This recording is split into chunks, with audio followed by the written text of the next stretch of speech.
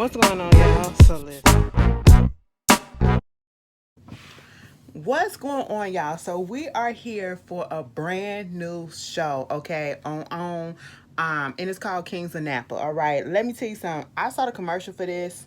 And I was like, all right, this is cute. All I saw was black folks. And I was just like, no shade, no shade. But that's literally what hooked me in, okay? And then it was actors and actresses that I seen before. I don't even know his name, but I just know, I think he was on The Wire or whatever or something. But every time we see him, he always say, shit. That's my nigga right there, okay? And so I was just like, you know what? Let me look into this and see what this is about. I saw the little special for it, and I was like, listen, you got me.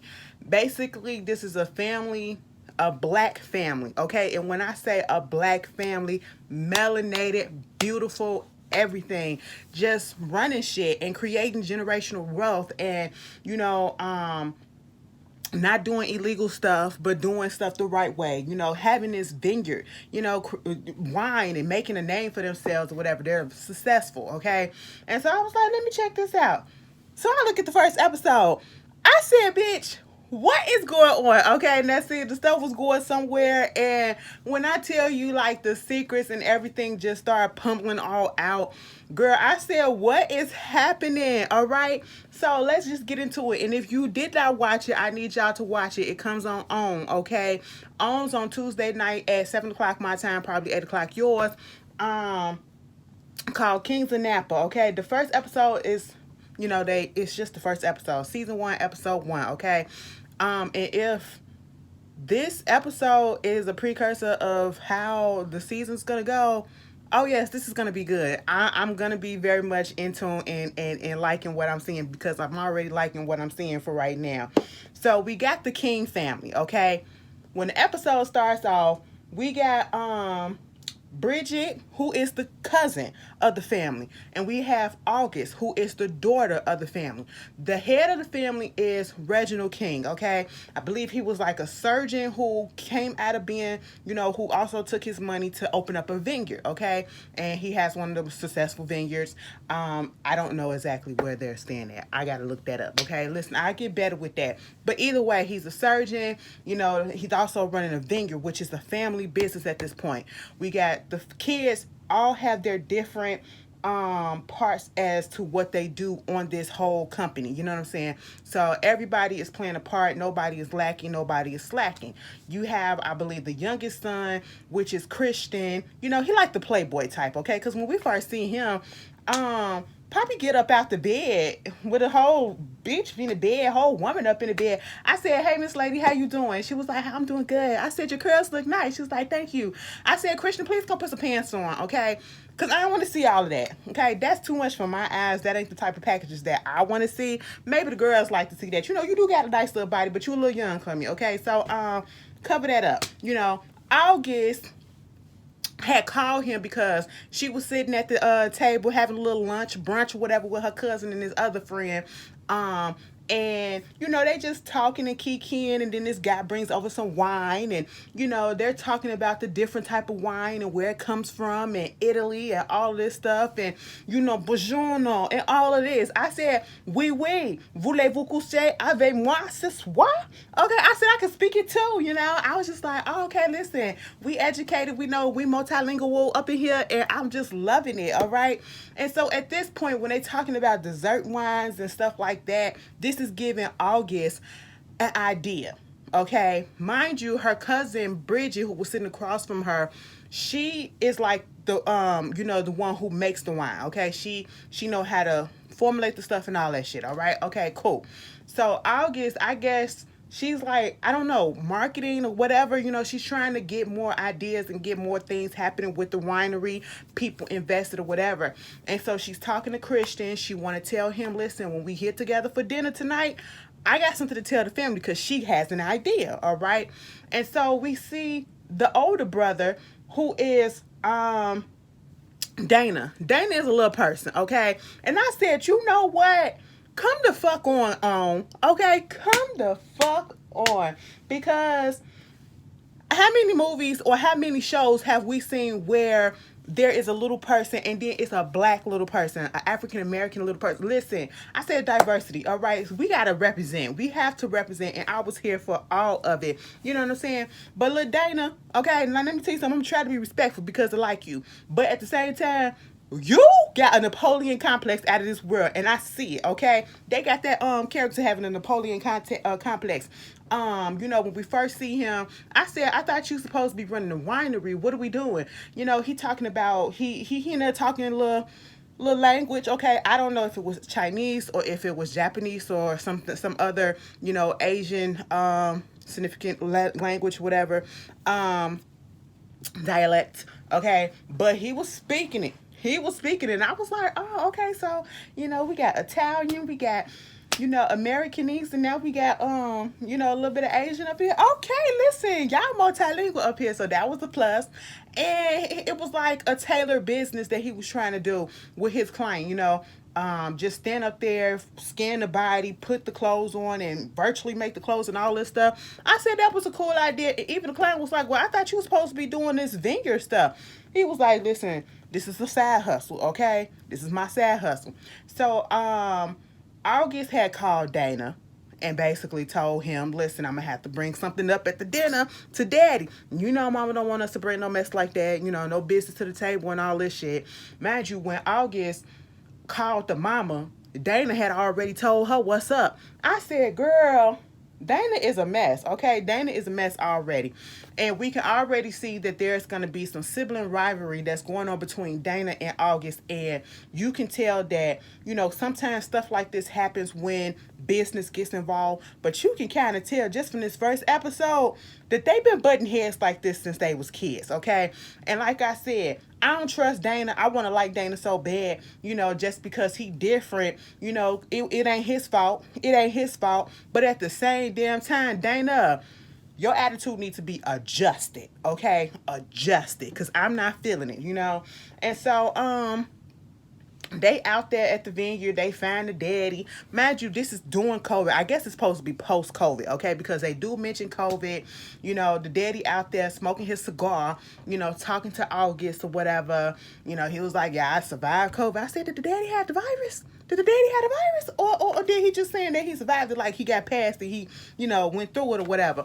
But everything was cool, okay? You had Bridget out there, and Bridget is like family. Okay, well, Bridget is family, but she's more so like a sibling, and he treats her more so like a daughter than a niece. I was like, okay, cool, that's fine. So they all get there to have dinner, whatever, and everything's going great. You got Dana and his wife. I said, oh, look at Dana. Dana, you and your wife got the same haircut. I bet y'all be trimming each other up. That is so nice. A couple that can cut hair together will stay together, okay? Mama is his cheerleader, all right? Now, baby, I really hope it's genuine and she's just not doing it just to stay up in the family with the wealth, okay? But from what I'm seeing, that's her boo. And she gonna stick beside him, okay? Whether he right, wrong, or not. You know what I'm saying? And so at this point, everybody was having a good time. The daddy go off to the side or whatever. He up in his study. Then he come back out. And, this is the opportunity for August to go ahead and present her idea. Mind you, this is in the first fucking 10 minutes of the episode because she starts to present the idea of having a dessert wine. And, giving it off to a certain demographic, okay? Catering to a certain demographic. I said, say black. Say black, because y'all niggas love a freaking dessert wine. Y'all love a Moscato. I said, girl, just say you trying to get a Moscato, okay? Because I know somebody that loves a fucking pink Moscato. Let me just tell y'all this, and don't judge me. I recently just found out that Moscato is considered a dessert wine. I don't drink that shit, okay? And let me just tell you why. Because I would drink a whole bottle to myself because it tastes like sugar, watered down freaking Kool-Aid or whatever. It with a little bit of carbonation in it. Okay, I would drink that whole thing and not feel nothing. I'm just saying. Maybe feel slightly tipsy, but I drink it by myself and be like, okay, what's next? Give me something harder. You know what I'm saying? I used to shade the girls because y'all used to drink Moscato all the time. Oh my God, my Moscato. I be like, damn, bitch, can we get something else? But, of course, you got Dana want to interject and saying, oh, we don't need to do this. We don't need to do that. We need to keep on this path. August trying to get her point across, and everybody's just trying to get their ideas out there. Okay, Dana is more so of the numbers type of guy. You know what I'm saying? He's working on how this is gonna profit, okay, and benefit the company. Do we really need it, or is it gonna mess us up? Is it gonna be not worth it in the long run or whatever? But August is so gun ho about her idea, which is a good idea, and it can work because, like I said, the girls love Moscato, especially if you market it to the right people. The girls love a Moscato, a dessert wine, and at this point, them two going back to back, head to head, and the daddy get up and he trying to tell them, y'all ain't finna be doing this shit, okay? Y'all need to come the fuck together, all right? Next thing you know, he grabbed his chest. I said, bitch, no, not. No, you're not. I said, in the first freaking 10 minutes, this is what y'all gonna do. And, they said, yeah, this is what we gonna do. Daddy then fell down on the floor, and I said, Reggie, get up. Reggie, get up. I said, massage his chest. CPR him, okay? Mouth to mouth that man. Don't just stand there and say, Diddy, what's going on? Get his ass up or whatever. Girl, we come back and Daddy done dead. I said, God damn. God damn. I said, so really? This how we doing it? I said, oh, all right. So then we get introduced to his sister, Yvette, and you can tell that she that homegirl type of sister, okay?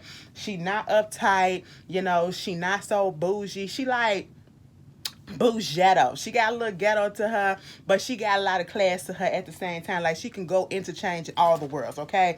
She can switch it on, switch it off, and do what she got to do. She's very likable, okay? And apparently, the brother and the sister was coaxed like this, okay? Just like Bridget and August are best friends, okay? And I love the fact that they put that up in there because in a lot of families, your first cousin, your cousins literally are your first best friends, okay, in real life, because that's how it was with mine. And sometimes you grow up together, sometimes you grow apart, sometimes you stay together, and that's just what it is, okay? Yvette was out there talking to Christian about everything that was going on, the fake people that's coming around and how the daddy really was. They get up in there, they having a church sermon or whatever, and August gets up there, give her speech, and everything was cool, okay? I will say this. Let me put a pause on this for a second, all right? Because I need to talk about the cinematography. I need to talk about the fashion. I need to talk about the hair. The wife, Vanessa, kind of shaded Bridget in her hair when she came in. She said, girl, you need to keep your hair down a little bit more like this or whatever. I said, bitch, what you trying to say? Her shit was looking messed up before. I need a before and after picture, okay? But it's beautiful. Whoever is working on this show and they are doing it, keep up the good job. The cinematography, when the show first comes on and the way that it's filmed, I said, bitch, am I about to reach out and touch them? It felt like I was looking at it in 3D, bitch, okay? I said, this shit, was it filmed in 10K, 15K, 1000K? Bitch, we ain't even got that technology, but y'all got it because it really looked like these motherfuckers was right here. I said, oh, this is nice. It was so crystal clear, okay? But then they going up into the office, back into the show, all right? So after the funeral, we back at the house, we reminiscing about some things. We going over, we looking at daddy's stuff. Mama is in her feelings, of course, because that's her husband. So then the next day, we listening and reading of the will, okay? And the daddy done left everybody something, all right? So basically, nobody is being left out. Left the mama something, left the brother something. He got a little business going on, left Dana something. But at the same time, Dana wants to be the big man in charge. Dana, you can tell that he tried to get his daddy's respect and wanted his daddy to look down on him and say, oh, son, you did such a good job. I respect you and all this, and I want you, to have this, and I want you to be my right-hand man and all this and take over the company if I go or something happened to me. And that just didn't happen in that moment and probably in the way that he wanted it. Because as they was reading the will, Bridget, she's staying on as, her job on the winery. Christian got his money for his little side business and still being taken care of. I love the fact that before he passed away, he said, because Christian said, we got money. And Reggie said, no, me and your mama got money. We make you think you got money, but this is me and your mama's money, okay? But at this point in time, the will puts out there that because Dana been doing such a good job at what he's been doing, he's going to stay on as CFO, and we're going to put August as the president of the company. He wanted that promotion to be the president of the company. And I said, oh, Lord, see, the sibling rivalry about to happen again. And, of course, he was pissed off. Understandably, all right, because you've been expecting this whole time, and then you don't get it, and you don't have no explanation as to why, because your father is not there to explain why he overlooked you or thought that August would be better. Okay, now with all of this is going on, here come Auntie Melanie, who is Vanessa, the wife's sister, all right? She come up in there, and she like, listen, girl, it says I really wanted to be there, and I'm so sorry that I went there, but something happened to the plane or whatever, and so the plane was late, and so listen, I got something to talk to you, and I just want to talk to you outside in private right quick. It was like, girl, this family, what's going on? If you got whatever you got to say, you can say in front of the family or whatever. No, this is really private or whatever. I said, bitch, what you got to say? First of all, Auntie Melanie reminds me of Big Didi, okay? She reminds me of Big Didi from Half and Half, all right? And I really wish they could have got her, but at the same time, this is perfect for me too. Girl, they basically said, no, bitch, you ain't going out there. Let's tell the family what's up. She was like, okay, see, I was trying to spare y'all feelings, but and spare you the embarrassment so that everybody won't know. Your husband borrowed $10 million goddamn dollars from me, and I need that back now. I said, hold up. $10 million? Now, we're reading the will, and he's allocating in his will all of these funds and everything. So where is the money that's coming from the will that's going to these companies and stuff and continuing the winery? Where is that coming from for the simple fact that he needed to borrow $10 million from her? Okay, so Miss Vanessa was like, bitch, you lying. Okay, that's what you always do. You ain't nothing but a liar. And she was like, when was the last time you spoke to my husband for him to owe you $10 million? I spoke to him 2 weeks ago. Bitch, so you mean to tell me you called me only on my birthday for 20 minutes, and then you call on this holiday or this holiday, but you up here talking to my husband and kikiing with him and talking about some fucking money? Girl, that don't make no sense, okay? Because you's a goddamn liar. Just like the time that you said you met Denzel Washington, when in actuality you just walked past a cut out of him. Just like when you said you did this, when actuality you did that. I said Miss Vanessa just went down the goddamn road, okay, and just read her the pieces of all her lies. And she's basically trying to establish a case that, okay, this bitch can't be trusted. She's just talking out her ass. And she was like, listen, girl, I'm dead ass serious. And I'm also finna be serious because, listen, since you want to put my shit on Front Street, let me go ahead and burst your bubble. The reason why I'm saying all this too is because Bridget is his goddamn daughter. I said, excuse me? Excuse me? I said, now, Melanie, you ain't have to do that. Melanie, you did not have to do that. She said, well, this bitch gonna stand up here and, try to put my shit out there on Front Street like that. I mean, sorry, baby, you a casualty of war right about now, but I didn't mean to hurt you like that. But, my sis was doing the most. And I said, oh, my goodness, that's fucked up. Okay? And at this point, Bridget gets up, she leave it out, and Melanie trying to go after her because Melanie is her mother. And she was like, why didn't you tell me what's going on? So she's pissed off at her. Of course she'll be pissed off because you've been holding this back from me. And it's like, what other secrets and stuff do I not know? Meanwhile, August, she's looking at and finding out that her aunt is using a law firm that is being head by her her ex-boyfriend, Calvin, or something like that. Mind you, he is the one who played Arik on Insecure. And if y'all don't remember Arik was Nathan's friend, okay? Remember when he was ready to box Lawrence for him when they was at the party in episode 9? Yeah, okay, cool. So at that point, I was like, oh my goodness, what's going on? Vanessa up there trying to talk to Yvette. Listen, bitch, you and your brother was extra close. What's the tea? Okay, I know y'all kiki all the goddamn time.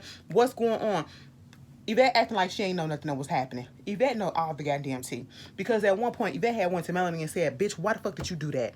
Okay? Why did you do that? And she made it seem like, bitch, we in this shit together, all right? Together. You knew what was going on. I knew what was going on. You knew he needed that money. And I said, well, damn, bitch, what did he need the money for? Okay? August had to go meet up with his with her ex, because he was texting her a lot. She thinking that he was texting her because, he was trying to send some condolences or whatever to the fact that, her father died and all that. And that really wasn't it. He was trying to let her know, well, that was it too, but let her know that, he's going to be representing her auntie. And I said, this is just getting messier and messier and messier. And what I didn't appreciate is that Miss Vanessa, and I hate that stuff like this happens, because Bridget became a casualty, an unnecessary casualty in this whole feud. Vanessa really turned really, really cold to Bridget. And I didn't understand that, nor, I kind of get it, but at the same time, I don't. Because she basically said, literally, as soon as she saw that Bridget and found out that Bridget was not her niece, but her stepdaughter, she said she's no longer welcome on this, her mother nor her is no longer welcome on this land, okay, or the business. So basically she fired her. And I said, that's kind of messed up. No, it ain't kind of messed up. That's very much messed up. You can say that the mama is not welcome because she's the one that committed the crime to you, okay? She hurt you. She hurt you. And I get it that, you sat here and you play auntie with this girl. You play auntie like you was literally her mom too. You're getting her all this stuff. You're taking her on trips and everything. You're doing what family does. But that shouldn't change the fact. And I get it. It's jarring. It's shocking to find out that your niece is actually your husband's daughter. I get that. But it's not like she knew about this and she came up into the family and she was playing games and trying to get y'all for what y'all got or whatever. No, she was an innocent bystander. She didn't know about this. And the way that she treated her, her heart turned so cold because she was hurt by her sister and her husband. She blocked Bridget out, okay? Couldn't even get onto the in a winery. Her keypad and all that shit wasn't working. The mama told her basically, bitch, you not welcome up in here. Okay? And I said, that's messed up. She did not do anything. And why are you taking your feelings out on this innocent person? Beat your sister ass. Okay? That's what you need to do. Bridget probably is standing there and watch and let you do it. But don't take her off of this shit and then gonna try to give her job to Christian. Christian don't know what he doing. Christian ain't even mature enough to do all of that stuff. You can tell by the first scene when he was standing up there in his drawers. All he do was fuck around. I said, Miss Vanessa, I don't like that. I really don't. And they got to get the family back together because it just doesn't make sense to have all of this contention that's going on. That dinner scene where Dana and Vanessa, Dana and August was going back and forth with each other. And, that one thing, and I literally, when I said that Dana wanted the respect of his father, when he said, Dad probably did this because he never saw me as a man because I couldn't look him in his face. Okay? When he was at that wedding, that funeral, or was it something else? And then the wife had to bend down to, that's not nice, okay? It was just funny to me. It was just funny to me how she just, it was like, it was second nature. She just bent down to kiss him. I felt bad for him. I felt bad for him in that moment because he literally said the daddy felt like, I wasn't a man because I couldn't look at him in his eye because of his height, because of his, dwarfism. It's not his fault. And then, they trying to say that, oh, that's not it, but that's how he felt. And he couldn't even sit down and talk to his daddy about all of this before, this happened or whatever. Meanwhile, they go to the lawyer and they trying to figure out how to make payments on this loan, if we're going to do a loan, if we're going to do, some payment plans or whatever, if we give out this portion. And I think they came up with like, okay, we'll give her half of the money because Melanie really need that money. I said, bitch, where the fuck you get $10 million from? I said, where y'all getting all this money from? Okay, because I need y'all to float me like 50,000 if that's the case, all right? put me in the wheel, okay? Give me some money. And they was gonna go ahead, Melanie was gonna make it so and agree to it that they give her like half the money and just let Bridget, stay on as to work at the winery. But Vanessa wasn't here for it.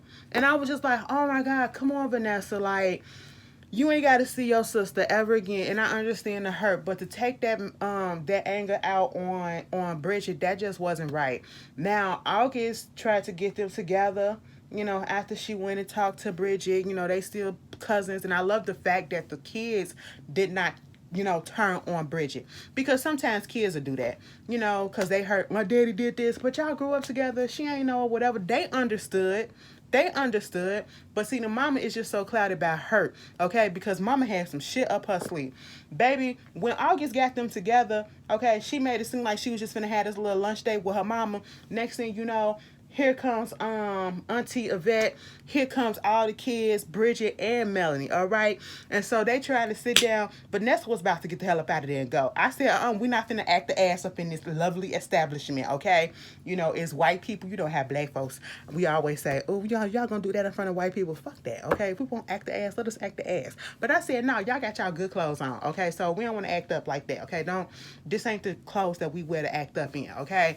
I said, Vanessa, sit down and listen to what they got to say. Vanessa said, bitch, so tell me what happened. How did all this happen? She was like, well, it was 30-some years ago. Remember when, you were supposed to come with him and you said that you had a headache or whatever and you weren't feeling well. But then he found out that was a lie. And so I came with him and he told me that his friend was wherever you was at and you was hooking up with the friend. I said, also, Vanessa, bitch, you was cheating first? You was cheating first all them years, so the daddy cheated with the sister as a get back. And I was like, oh, that's fucked up. I mean, that ain't right. Two wrongs don't make it right, but it's still messed up at the same time. I get it, but that's still messed up. But then I was like, that's it. That's it. I said, Vanessa, you can forget that. It was 30-something years ago, right? Vanessa said, was that the only time? And Melanie was like, one of them said, yeah, that was the only time. I said, y'all wasn't there, so y'all don't know. Let Melanie answer this question.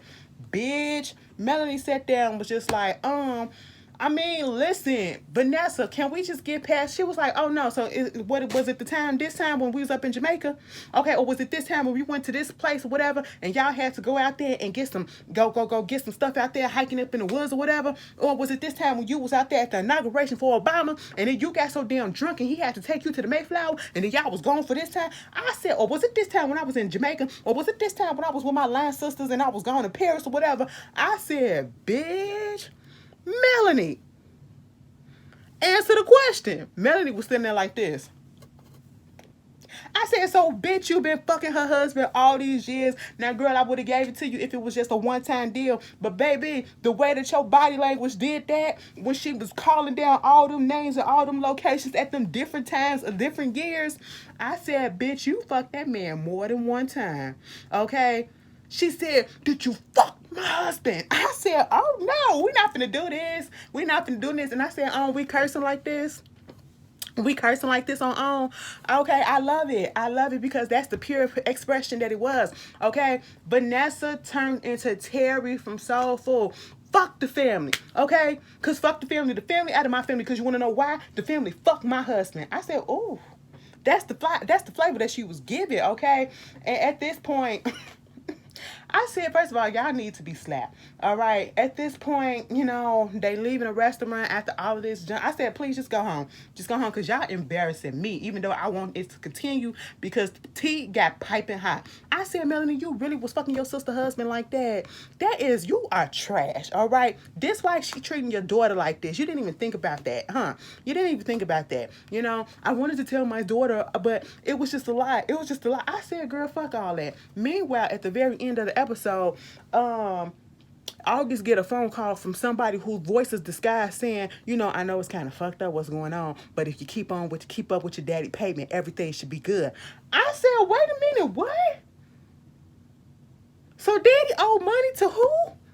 Daddy got y'all up in deep shit. I said, go dig up Reggie grave and wake his ass up. Okay, wake his ass up and let us get some answers. Because see, this is what I don't like. I don't like secrets, and I don't like secrets that die with people like this that causes chaos in the family. And that is exactly what Reggie's done, okay?